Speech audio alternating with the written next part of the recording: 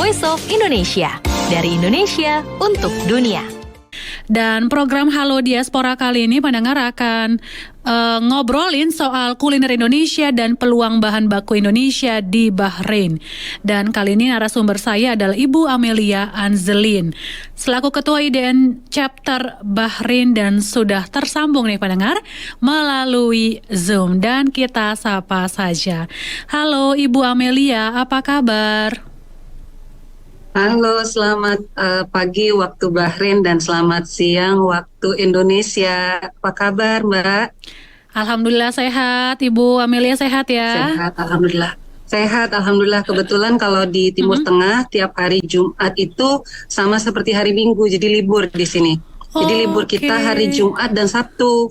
Hari Minggu di sini aktivitasnya sama seperti hari Senin, Mbak. Oke, ini fakta yang menarik ya. Jadi saat ini sedang bersama keluarga begitu ya, menikmati hari liburnya Ibu Amelia ya? Insya Allah begitu, Mbak. Karena hampir semua pekerjaan dan kota sepi kalau jam segini sampai nanti mulai aktivitas dimulai setelah sholat Jumat.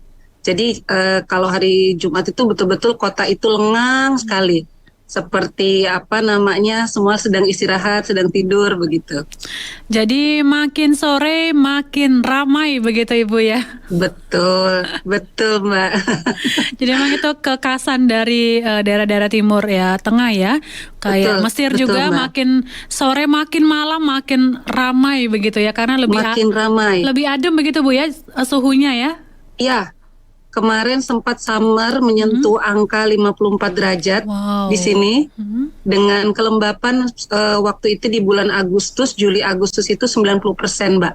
Jadi karena Bahrain ini kan kecil ya, Mbak, sebesar mungkin daerah kota Tangerang lah dia. Jadi sekelilingnya laut, bisa dibayangkan dengan suhu udara yang tinggi seperti itu, akhirnya ya lumayan lembab. Begitu, dan tidak boleh ada aktivitas di luar karena dikhawatirkan bisa terkena heat stroke, begitu Mbak. Jadi memang disarankan di dalam rumah aja ya, rebahan begitu ya kalau kata anak sekarang ya. Betul, mager, dan kebetulan Juni, Juli, Agustus kan memang summer holiday di sini. Makin sepi lah Bahrain ini karena semuanya pada keluar dari negara ini untuk pulang ke negaranya masing-masing, begitu Mbak. Ibu belum pulang nih ke Indonesia nih? Saya kebetulan baru datang bulan Februari. Jadi kemarin saya nggak pulang karena baru sampai dan karena baru serah terima amanah sebagai ketua IDN itu beberapa bulan lalu, jadi PR-nya langsung dikasih banyak Mbak, jadi nggak bisa pulang. Salah satunya ini mempromosikan kuliner Indonesia nih PR-nya ya. Betul sekali, terutama masakan Indonesia, bahan-bahan baku Indonesia, dan semua tentang Indonesia itu menjadi PR saya sekarang. Dan ini kita ngobrolin soal kuliner Indonesia. Di Bahrain ini seperti apa? Banyak nggak sih Bu yang suka gitu atau peminat dari kuliner Indonesia sendiri di sana? Iya, terima kasih Mbak. Jadi Bahrain ini unik ya. Waktu awal-awal saya datang di tahun 2007 itu susah sekali mendapatkan bahan baku Indonesia, terutama laos, lalu kencur, terus serai dan daun jeruk. Iya, itu yang basic kan ya, karena di sini memang susah untuk mengenalkan masakan dari Asia di awal-awal. Lalu dengan berkembangnya waktu, mulai banyak penduduk Thailand yang tinggal di sini. Nah, pada saat orang-orang Thailand mulai masuk di sini, mulai tersedia bahan baku seperti yang saya sebutkan tadi, tapi tidak ada laos, karena orang Thailand tidak menggunakan laos. Nah, tapi sudah sedikit terbantu dengan adanya bahan baku seperti serai dan daun jeruk ini. Jadi alhamdulillah juga untuk bagasi tidak ada terlalu strictly seperti masuk ke Australia dan negara-negara Eropa ya. Kita boleh membawa di bagasi segala macam kalau kita pulang. Bahkan jengkol, pete dan sebagainya boleh dibawa. Tidak ada masalah di airport. Selama cara bungkusnya betul, tidak sampai bocor, itu boleh untuk masuk ke Bahrain. Dan akhirnya terbantu karena teman-teman yang selalu pulang pada waktu libur summer ini membawa hand carry untuk bahan-bahan baku. Akhirnya pemerintah Bahrain mungkin melihat peluang ini. Mulai disediakanlah beberapa bumbu-bumbu yang fresh, tapi lebih ke produk-produk Thailand. Nah, produk-produk Indonesia ini belum masuk, hanya kemiri yang mulai ada. Ada satu toko yang di sini mulai menyediakan satu counter kecil sekali untuk bahan baku Indonesia, mulai dari kecap, mulai dari bumbu-bumbu seperti MSG Indonesia, lalu kerupuk, ya, lalu juga mie instan, dan itu mulai mendapat sambutan yang luar biasa sampai akhirnya salah satu pabrik mie instan terbesar di Indonesia membuka cabangnya, pabriknya di Saudi yang dekat dari Bahrain. Saudinya yaitu di kota Dahran karena tidak terlalu jauh dari Bahrain. Nah, mulailah di situ orang-orang di Timur Tengah ini, terutama di Bahrain, mulai menyukai. Terutama mereka mulai mengenal dengan yang namanya rendang. Nah, rendang ini agak mirip dengan masakan India. Namanya mutton rogan josh. Mirip, cuman kalau orang Indonesia pakai santan, kalau mereka dengan yogurt dan krim. Rasanya mirip. Jadi sebetulnya cita rasa Indonesia ini mirip dengan masakan Thailand, mirip dengan cita rasa masakan India. Tapi yang disayangkan adalah belum tersedianya secara murah bahan baku seperti Laos. Laos itu mahal, Mbak, di sini. Laos, kencur belum ada. Nah, kami berharap ke depannya pemerintah dari Indonesia dan juga rekan-rekan yang ada di Bahrain, diaspora yang ada di Bahrain, bisa mensupport suatu tempat yang nantinya akan ada bahan baku kebutuhan Indonesia. Karena masakan Indonesia kan spesifik, berbeda dengan masakan India yang mereka menggunakan bubuk, koriandernya bubuk, lalu jahenya bubuk. Kalau kita kan fresh semuanya dan pasti lebih enak. Nah, beberapa tahun belakangan setelah COVID, alhamdulillah banyak restoran yang mulai buka kembali. Sebetulnya sudah ada. Cuman waktu itu ya masih struggling semuanya, termasuk saya. Saya kebetulan juga usaha kuliner, terutama masakan Sumatera Barat, karena saya orang Padang. Alhamdulillah sambutannya luar biasa.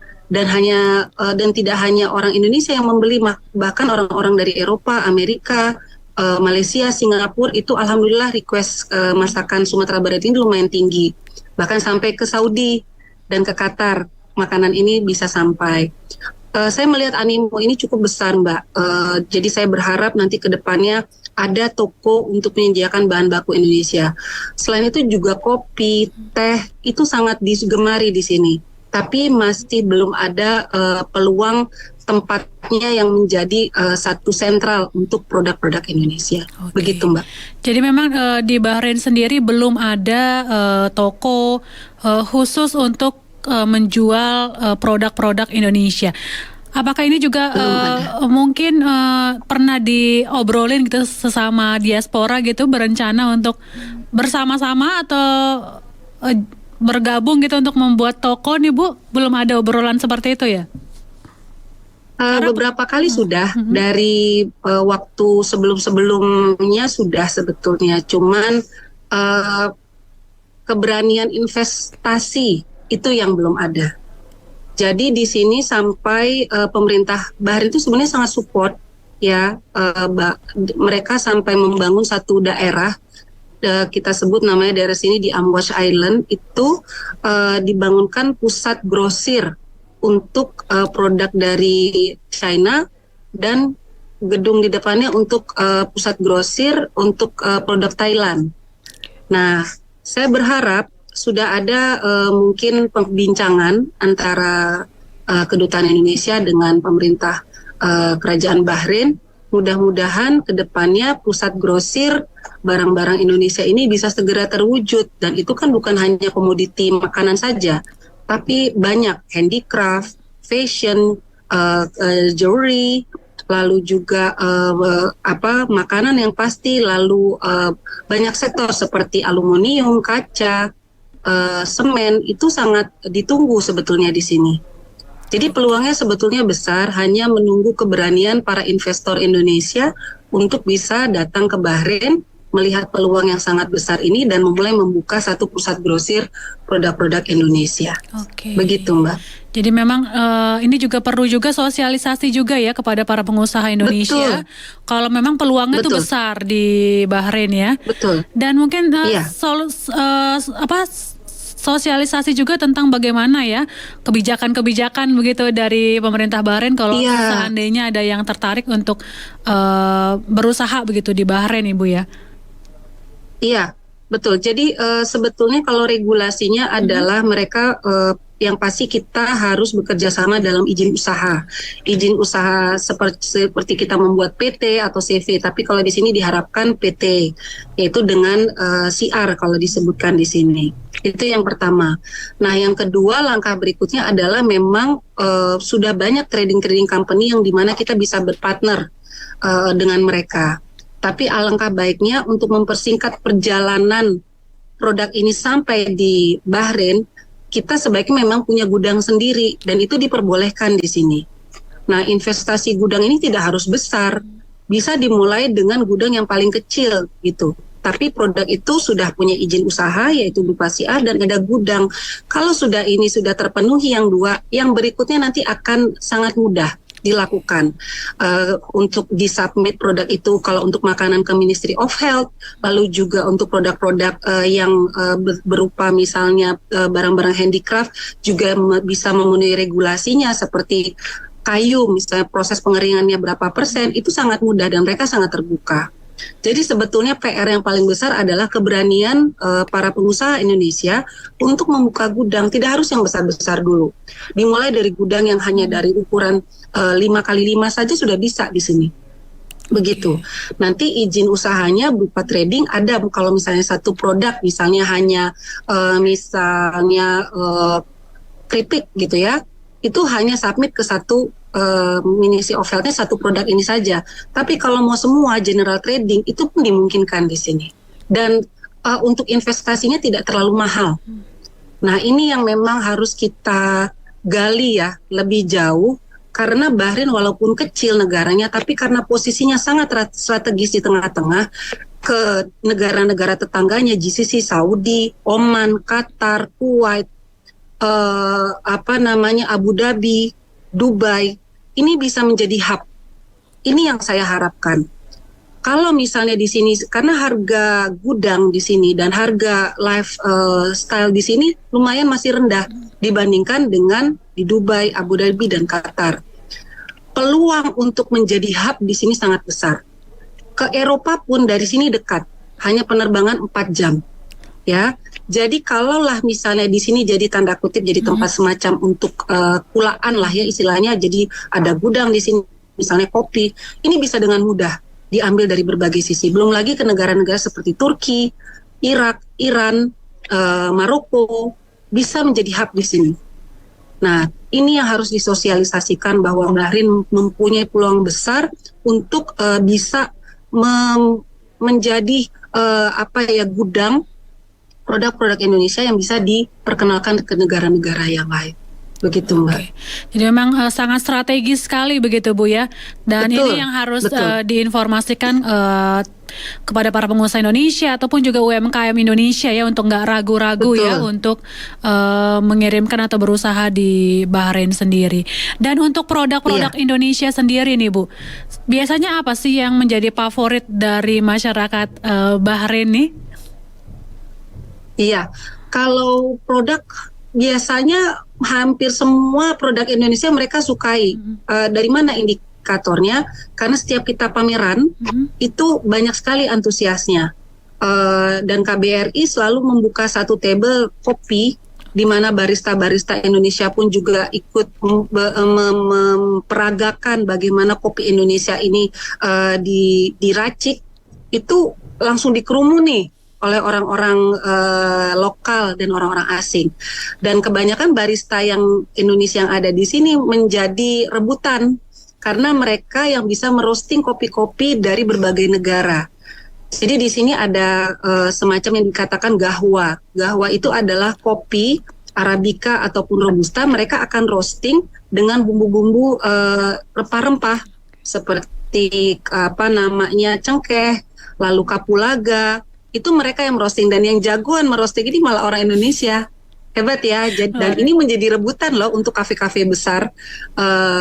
Belum lagi teman-teman yang bekerja di coffee shop yang sebagai service.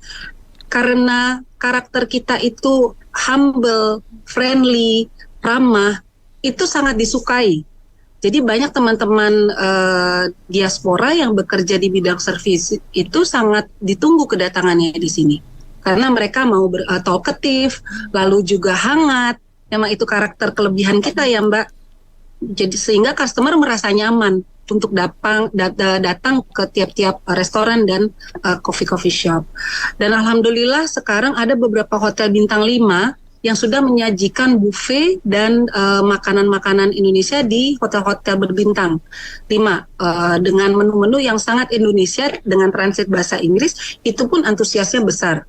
Jadi di sini ada beberapa restoran yang kita bisa sebutnya kalau di Indonesia beberapa restoran Indonesia yang sudah ada dengan pemiliknya memang orang Indonesia. Lalu juga ada di hotel bintang 5 dan itu antusiasnya besar. Bakso ya, lalu ada kopi Indonesia, teh, lalu somai, mie ayam, itu disukain di sini.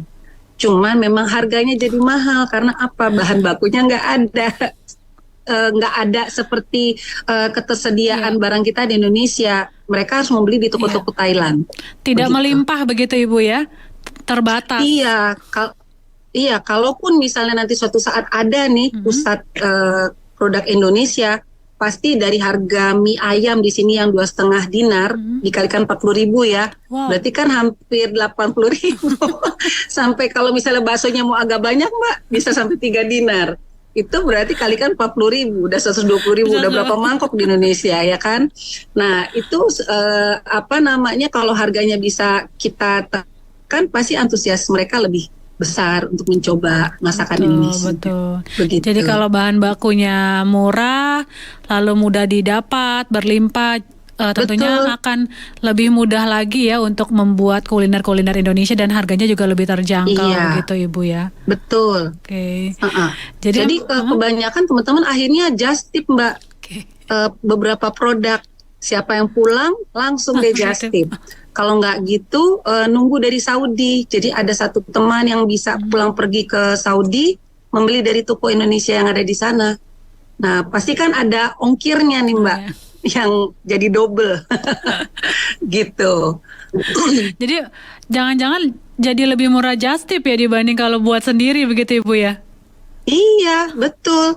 Just tip kadang-kadang teman-teman tuh kalau misalnya kepingin sesuatu dari Indonesia seperti mie yang Indonesia terkenal ataupun mungkin mau bebek geprek atau apa, mereka sudah siap nih open just tip dibawa ke sini. Tapi kan nggak bisa menyentuh ke lingkungan lokal ya. Kita berharap kalau komoditi bahan bakunya ada di sini, kita bisa bikin lebih sering membuat semacam festival makanan Indonesia. Itu pasti orang-orang di sini sangat tertarik. Gitu. Dan kalau pasarnya sudah banyak begitu Bu ya, tentu ini akan juga jadi banyak yang ekspor juga nanti untuk bahan bakunya ya Bu, kalau banyak yang suka juga kan pastinya.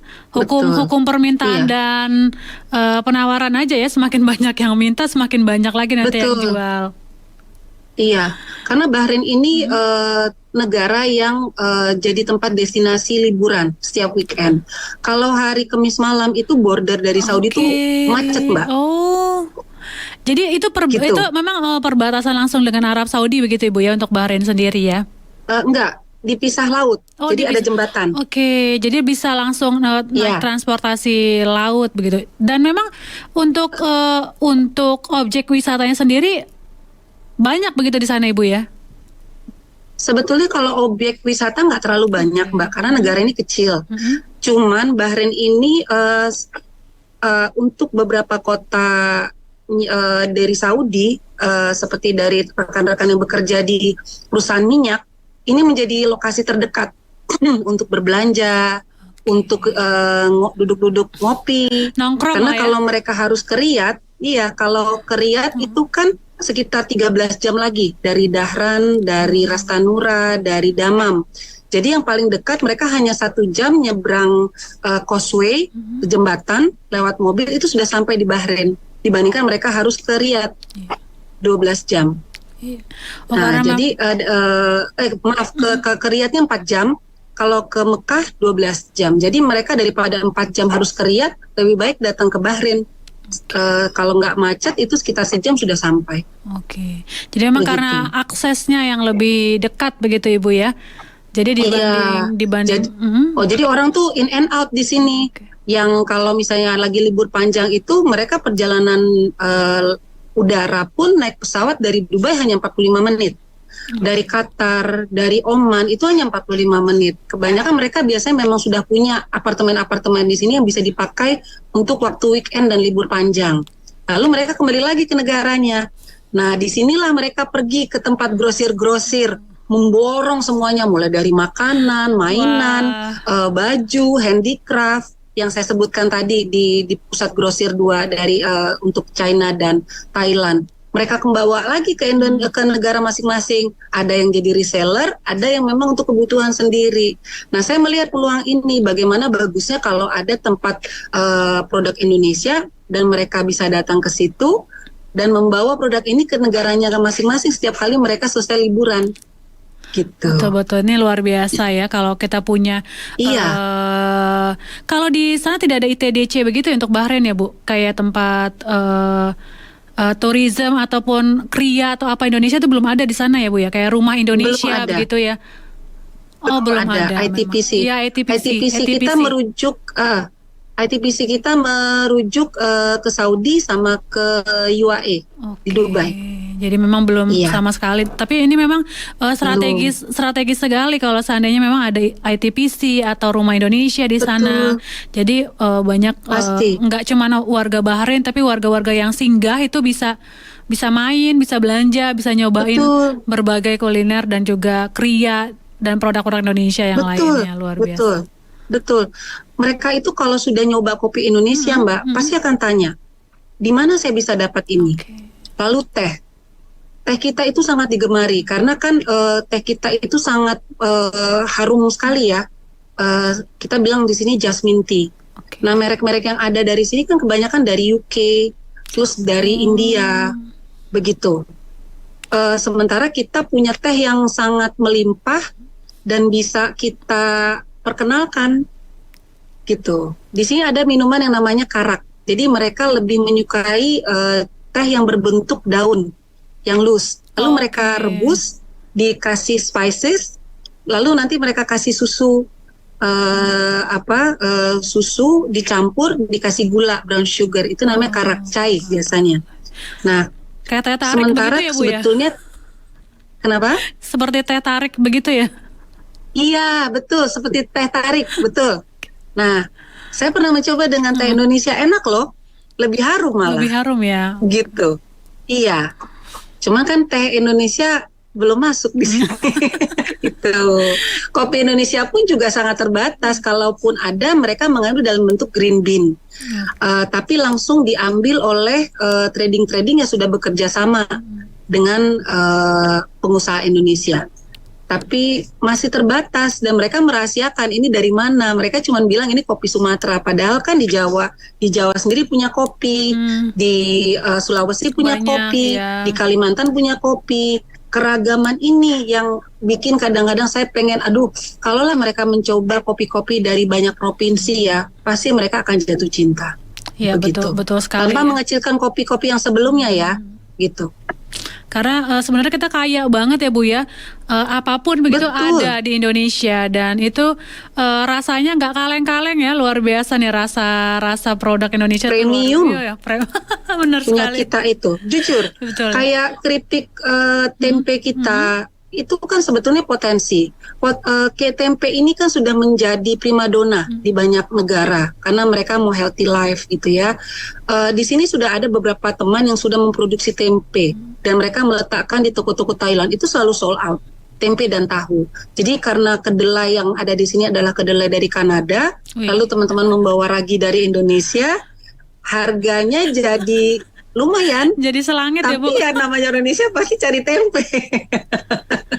Harganya Begitu. jadi selangit itu pasti ya. Padahal di Indonesia hanya Betul. berapa ribu rupiah gitu untuk udah sebatang gitu Ibu ya. Betul. Di sini satu tempe ukuran sekitar ya setelah Paktama lebih Iya. besar sedikit lah, itu sekitar sedinar. Sedinar Sedinar itu. itu kali 40.000. Oh iya, mahal sekali ya. Iya, karena kursnya ya Mbak. Iya. Di sini kan mata uangnya nomor 2 terkuat di dunia Mbak. Oh, di pertama Swiss ya Bu ya? Apa Euro? Bukan, Kuwait. Oh, Kuwait. Enggak, Iya. nomor satunya apa maksud aku? Nomor satunya Kuwait, kedua Bahrain. Oke. Dinar Bahrain. Jadi di sana tuh di sana ada 2 mata uang asing, ada 2 mata uang begitu Bu? Di Enggak, perdagangan. satu. Kuwait kan negara yang lain, Oh. Mbak. Iya. Oke, oke. Aku baru Iya. ngeh. Nggak apa-apa. Jadi mata uang terkuat di dunia itu malah bukan dari Eropa, Iya, aku pikir dari malah Eropa. dari Timur Iya. Tengah. Aku baru ngeh, aku pikir dari Eropa selama ini Bu. Entah mata Bukan. uang Swiss atau mungkin Bukan. Euro. Ternyata Kuwait dan Bahrain loh. Ini info terbaru loh Betul. aku ternyata loh ya. Iya. Jadi kalau kemana-mana bawa uang Kuwait sama Bahrain aman lah ya. Aman. Jadi tinggal ditukernya dapat. Apalagi kalau harganya lagi bagus ya, teman-teman beramai-ramai untuk transfer ke Indonesia. Wah, ini seru ternyata. Ini aku Begitu. dapat informasi baru nih. Kayaknya kalau mau juga investasi, mungkin investasi ini Bu ya. Falasnya ya. Iya. Falas dan emas di sini. Emas, oke. Karena emas di sini bagus sekali. Betul. Nah, ini kita Nah, jadi makanya saya sangat antusias sekali mengajak para pengusaha dan pemerintah, terutama pemerintah daerah. Mari bersama-sama melihat peluang investasi di Bahrain. Dalam artian untuk produk Indonesia ya. Karena di sini walaupun negaranya kecil, mari kita melihat ke negara-negara sekitarnya. Alangkah indahnya kalau Bahrain ini bisa menjadi hub untuk produk-produk Indonesia. Jangan melihat hanya Bahrain cuma kecil sekali gitu, nggak lebih besar dari Tangerang, tapi lihat potensinya karena dekat ke negara-negara Timur Tengah, ke negara Arab sekitarnya ya, seperti Turki, lalu Iran, lalu Maroko, Kairo, itu dekat dari sini. Belum lagi juga ke Eropa. Jadi pintu gerbangnya sebetulnya bisa menjadi hub di sini, begitu. begitu luar biasa. Dan mungkin apa nih harapan Ibu ke depan ya terhadap kuliner Indonesia dan juga bahan baku Indonesia di sana? Iya, ada beberapa keinginan saya dan harapan saya bahwa untuk rekan-rekan UMKM di Indonesia, karena kebetulan saya juga punya usaha kecil di mana kantor saya ini membawa produk-produk Indonesia. Jadi saya memang mengkurasi dan memberikan informasi bagaimana produk ini bisa diterima di sini. Nanti bisa, kalau yang ingin tahu tentang kantor saya bisa japri lah istilahnya, nanti bisa saya sebutkan ya. Nah, tapi intinya adalah begini, jangan jalan di tempat untuk teman-teman UMKM. Dari kemasan dulu kalau boleh saya kupas ya. Kalau kita sudah berpikir untuk mencoba produk kita ke luar negeri, buatlah kemasan yang menarik. Jangan takut untuk membuat orang jatuh cinta dari kesan pertama dulu. Kemasan itu harus cantik, harus bright color, dan tulisannya harus yang sesimpel mungkin, jangan terlalu banyak penjelasan. Seperti teh, jangan menggunakan bahasa atau kalimat yang susah diucapkan oleh orang asing. Karena kalau mereka sudah susah, bagaimana mereka untuk mengingat produk itu, untuk repeat order. Pilihlah tulisan dan sebutan atau merek yang singkat dan mudah diingat, supaya orang itu tidak mencari-cari di mana ya saya taruh kemarin bungkusnya untuk repeat order. Ini kuncinya loh Mbak, karena apa? Kebanyakan teman-teman mau lagi tapi mereka lupa apa namanya karena judulnya punya kita tuh kepanjangan dan susah disebut gitu kan. Dan selalu ada di kemasan mulai dengan translate bahasa Inggris untuk ingredients-nya dan jelaskan ini apa. Misalnya keripik pisang pisang, ya sebutkan ini banana chips gitu. Maaf, saya sebutkan jangan kekeh dengan ngotot bahwa kita harus berbahasa Indonesia terus, karena kan kita maunya suatu saat produk kita ini bisa diterima oleh bangsa global. Itu yang pertama. Kedua, quality control. Banyak teman-teman yang sudah mau mengambil produk Indonesia pasti nanti di pembicaraan begini. Orderan pertama, kedua, ketiga bagus, keempat turun nih kualitasnya. Karena mungkin mereka secara kuantiti mulai pesan banyak. Nah, teman-teman UMKM kita mulai nih ngambil dari kanan kiri, nggak jaga kualitas. Akhirnya mereka langsung cut di tengah-tengah. Nah, kan sayang seperti itu. Biasanya nanti kena penalti tuh. Karena apa? Berhenti jadi ribut, salah paham. Akhirnya mereka jadi kapok untuk mengambil produk Indonesia. Ini kan efeknya jadi kayak domino. Mereka mengecap bahwa produk Indonesia ini nggak bisa dipercaya kualitasnya. Yang berikutnya adalah komitmen. Kalau sudah di kontrak perjanjiannya sudah seperti itu, jangan nakal. Jangan coba-coba merubah apapun yang sudah ada di komitmen. Atau nggak tepat waktu pengiriman dengan alasan A, B, C, D. Orang asing nggak suka dengan hal yang seperti itu. Mereka maunya ya udah kontrak, jalankan sesuai kontrak. Karena mereka sudah siapkan itu penalti-penaltinya. Jangan sampai nanti orang Indonesia merasa dirugikan, heboh, akhirnya jadi kapok nih dua-dua sisi. Yang dari orang asingnya, dari Indonesianya juga seperti itu. Berikutnya adalah pengemasan. Saya tahu kemasan di Indonesia itu bagus-bagus dan mulai beralih ke yang premium. Cuman harus dihitung apakah kemasan ini bisa menekan harga jualnya. Kalau kita terlalu premium, ya harga jualnya pasti tinggi. Di negara lain itu yang penting hygiene, sudah memenuhi standar, sudah tertera beberapa yang ketentuannya, dan yang penting tidak ada kebocoran. Sudah, jangan ngebelain maaf cantiknya kemasan dan sebagainya, tapi harganya jadi tinggi. Karena di sini kalau kayak keripik singkong, keripik kentang, itu rajanya dari Eropa dan Amerika dan harganya murah sekali. Nah, orang Indonesia bawa harganya 3 kali lipat, rasanya lebih enak. Tapi mereka nggak mau, udah ngeliat harganya mahal banget nih, gitu. Nah, itu. Dan yang terakhir adalah, ayo pemerintah daerah support UMKM. Saya tahu pelatihannya sudah banyak, tapi mulailah sering-sering menggali informasi selain negara-negara Eropa dan negara-negara Amerika, bahwa potensi di negara Timur Tengah ini peluangnya sangat besar. Silahkan datang ke sini, kita bisa tour, bisa melihat peluangnya. Nanti mungkin ada yang mau investasi, kita jadikan hub untuk produk-produk Indonesia. Ya. Begitu, Mbak. Terima kasih Ibu nih sudah kasih tips ya untuk teman-teman di Indonesia, para pengusaha dan juga UMKM nih, supaya bagaimana produknya itu bisa menarik dan juga supaya tetap bisa dipasarkan begitu di Bahrain ya. Ibu terima kasih nih untuk tipsnya. Nanti bagi para pendengar yang mungkin mau tanya-tanya, boleh nanti hubungi kami, nanti kita tanyakan ke Ibu Amelia nih ya untuk kontaknya sendiri ya. Untuk Instagramnya ada Ibu, mungkin kalau ada yang mau nengok-nengok Instagram boleh, nanti akan saya share namanya ke Mbak. apa, Bu? Kalau yang untuk Instagram pribadi atau yang untuk kantor? Ya terserah Ibu aja mau kasih yang mana. Oh ya, kalau untuk kantor saya namanya PT Meli Megah Sentosa. Iya. Meli Megah Sentosa. PT Meli PT Meli Megah Sentosa berarti ya? Iya, Meli Megah, ada websitenya. Ada websitenya. Tinggal dicari. Iya, www.melimegasentosa.com. Ya. www.melimegasentosa.com nih buat teman-teman yang mungkin ingin banyak tanya, terus butuh mungkin nasihat, saran dari Ibu Amelia. Betul. Bisa mengkontak Ibu Amelia di website dan IG ya, bisa langsung DM aja ke ada IG. Ibu Amelia Angelin nih. Terima kasih Ibu sudah berbagi bersama kami. Sehat selalu di sana. Sama-sama. Sehat selalu Mbak, untuk rekan-rekan semuanya yang ada di RRI Indonesia.